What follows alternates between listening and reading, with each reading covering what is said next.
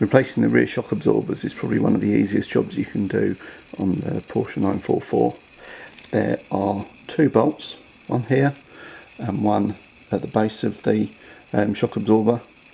So you need to get a socket on here, and there's a nut the other side of it at the top of the shock absorber, 19mm, and the one at the bottom is 22mm. Ideally what you want to do is to support the, just show you here,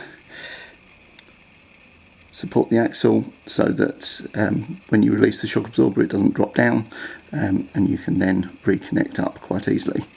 Obviously the usual things when you're working on the car: make sure your car is covered with an axle stand so it's not going to drop.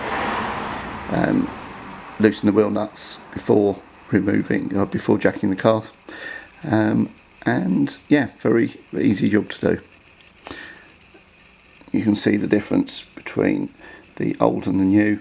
The old shock absorber is not moving at all, it's just completely static, so it looks like it may have been the original one on the car, which has done 180,000 miles.